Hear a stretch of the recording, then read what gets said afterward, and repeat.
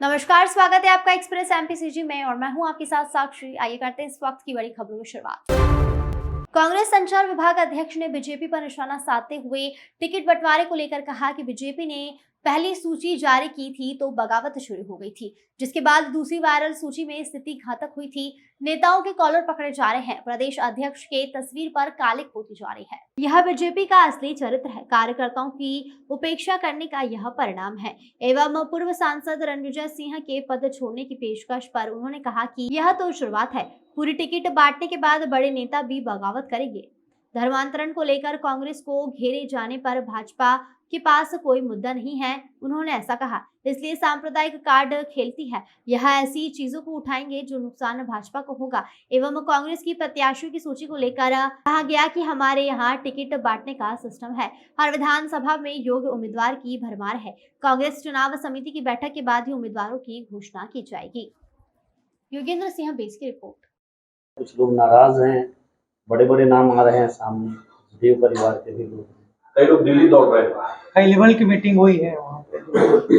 देखिए, जब पहली सूची जारी किए थे उसके बाद ही बगावत के सोर्स सामने आ गए थे। लगभग सारे के सारे 21 जगह भारतीय जनता पार्टी के कार्यकर्ताओं ने बगावत किया था। उसके बाद जब दूसरी वायरल सूची आई तो स्थिति और ज़्यादा घातक हो गई। जूतम पैजार मचा हुआ है, नेताओं के कपड़े फाड़े जा रहे हैं, कालिख पोती जा रही है, प्रदेश अध्यक्ष के पोस्टर पे कालिख पोती जा रही है, नेता प्रतिपक्ष का पुतला जलाया जा रहा है। ये भारतीय जनता पार्टी का असली चरित्र है और किस प्रकार से केंद्रीय नेतृत्व ने यहाँ के कार्यकर्ताओं की उपेक्षा की है उसका परिणाम अब सामने आ रहा है। कांग्रेस पार्टी तो अपने कार्यकर्ताओं से पूछ के उनकी राय से टिकट दे रही है। भारतीय जनता पार्टी में तो कार्यकर्ताओं को पूछा नहीं गया, उनकी राय नहीं ली गई और उसी का परिणाम है कि आज कार्यकर्ता विरोध में उतरे हुए हैं। देखिए, भारतीय जनता पार्टी के पास जब मुद्दे नहीं होती तब वो सांप्रदायिकता और धर्मांतरण जैसे कार्ड खेलती है। ये उसका पुराना शगल रहा है। लेकिन छत्तीसगढ़ की जनता इस प्रकार की फिजूल की चीज़ों पे भरोसा नहीं करती है और इन्होंने कोशिश किया था बिरनपुर में, उन्होंने कोशिश किया था कवर्धा में, इन्होंने बस्तर में भी कोशिश किया था। लेकिन धर्मांतरण और सांप्रदायिकता ये दोनों चीज़ें छत्तीसगढ़ की जनता कभी पसंद नहीं करती। कि जितना इस मामले को उठाएंगे जनता उतनी ज़्यादा भारतीय जनता पार्टी से नफरत करेगी।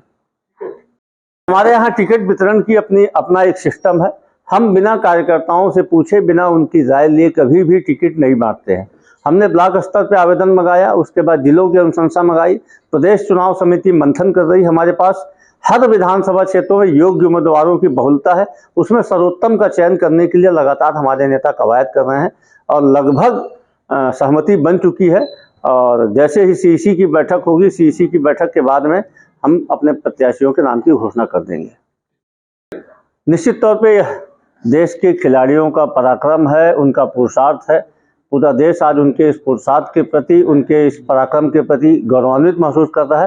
कांग्रेस पार्टी भी इन खिलाड़ियों को बधाई देती है। यह देश के लिए सौभाग्य का विषय है कि हमने पदक का शतक पूरा कर लिया।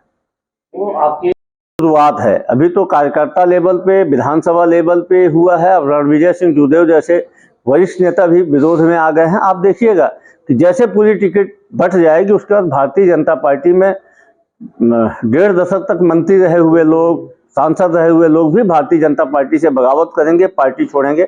हमारे पास तो ऐसी भी सूचना है कि भारतीय जनता पार्टी के आधा दर्जन से अधिक विधायक टिकट का इंतजार कर रहे हैं और जैसे ही टिकट घोषित होगी वो पार्टी छोड़ देंगे।